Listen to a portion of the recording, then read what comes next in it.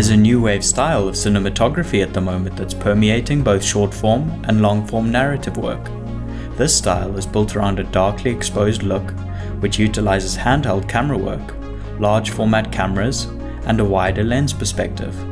Rina Yang's cinematography embodies this new school style, yet her visuals are also punctuated by an old school, emotive, textual approach. I'll look at examples of her short and long form work, analyze her visual philosophy, and break down the gear she uses to create a contrast-laden, punchy, textural visual style.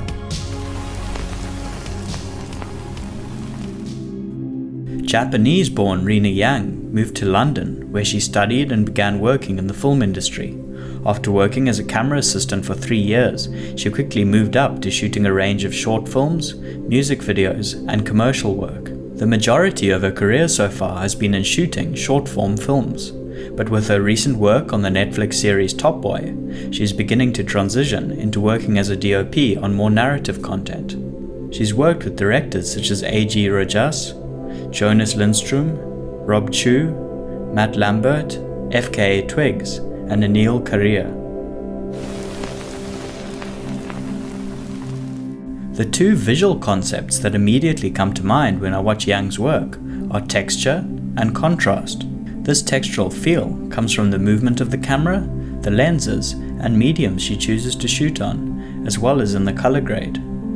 All of these decisions results in a visual style which feels cinematic, yet a little rough around the edges. I'm more interested in creating emotive images than something that is technically perfect. Rather than searching for perfectly composed frames, shooting on excessively sharp lenses, or lighting for an even exposure, she embraces a certain degree of cinematic chaos, if it helps to tell the story. For interiors, she likes to use haze machines to increase the texture of the image. Shooting in a smoky or hazy environment dirties up the image so that it's not perfectly clean and sharp. She also embraces lens flares and likes to play with camera movement and backlight hitting the lens to create streaks of textural light across the image. Lenses flare when a hard light source hits the lens front on, bounces down the barrel of the lens, and creates scattered light artifacts over the image. The key to her lighting style is creating high contrast images using lots of backlight and very little fill. Backlight is a light source which comes from behind the character. Using little frontal light on the character's face creates a rim light effect. This is where a thin line or rim of light outlines the character. Typically, the cinematographer then exposes for the highlights, which means that the rim light stands out and the rest of the character falls into shadow. The way I like to imagine rim lighting is that it's like an animator adding an outline to a hand-drawn character. It creates more separation between the character and the background. Lighting from many directions creates less contrast. Lighting from a single direction creates more contrast. Yang's lighting therefore tends to be more directional and therefore has more contrast or difference in exposure between the light areas and the dark areas. Part of Yang's quick ascension up the film industry ladder can be attributed to how well she deals with people. Aside from technical skills and skills directly linked with cinematography, one of the most valuable things I've learned is how to deal with people. It's 100% collaboration every step of the way, and I love that. I talk a lot to my gaffer about the look and the type of light I'm trying to create, and try to communicate with costume, hair, and makeup. Increased communication means that all the crew are on the same page about the kind of visuals that need to be created, which makes the cinematography more closely match the initial vision of the DOP. Camera movement is foundational to Yang's style. In short form, particularly commercial work, more radical bursts of movement are often used to create punchy, dynamic moments in the cut. She's used a variety of grip rigs over her career, notably a dolly, but it's her regular handheld work which probably best exemplifies her style of camera movement. She likes to operate handheld herself and usually uses an easy rig, which is a vest the camera operator wears with an overhanging arm and a bungee cord, which is attached to the camera. Initially, the Easy Rig was constructed as a system which distributed the weight of a heavy camera being held over a prolonged period and removed strain on the camera operator's back. It's now often used by operators to stabilize a camera during short bursts of movement, or for holding a long, static shot handheld. For longer following movement, the traditional camera on the shoulder method is often preferred, as using an easy rig while walking can give an exaggerated bouncing motion.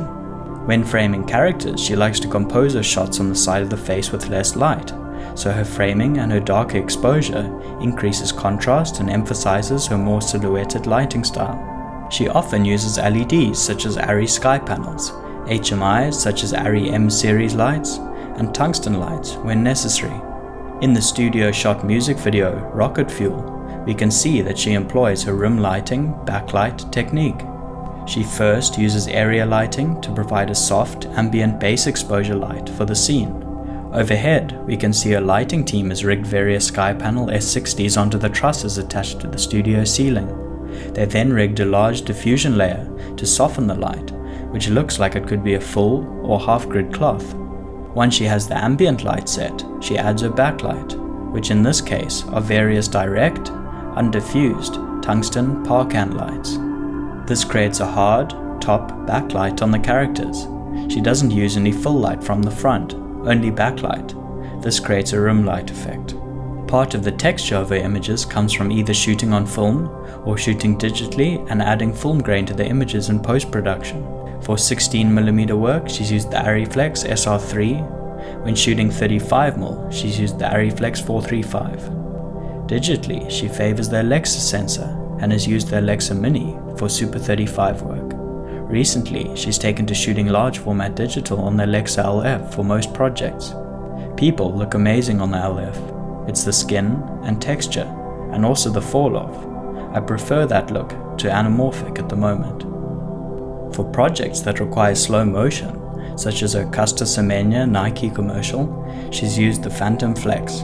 As mentioned, she loves flares and has used a range of interesting glass for their image characteristics. She's used the Blackwing 7s for their beautiful, circular, rainbow flares. Yang regularly uses Cook lenses, especially the S4s and the S7s, which cover a large format sensor. Cook lenses are known for their warmer image characteristics, being kind to skin tones, and their increased contrast. Using lenses which have more punchy contrast helps to build upon and amp up her style of lighting.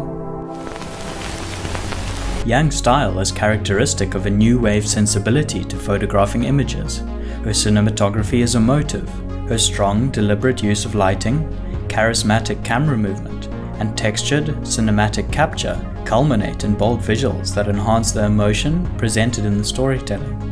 As well as being an inspiration from a cinematography point of view, I also view a quick ascension to the role of DOP as being inspiring. Sometimes it takes fresh, young eyes to break the status quo of how images are traditionally produced and inject a vigorous visual approach into how stories are told using light. Thanks for watching this edition of Cinematography Style. If you enjoyed this video, please help the channel by subscribing and liking the video. As always, commentary or suggestions for future videos would also be appreciated. Until next time, thanks for watching and goodbye.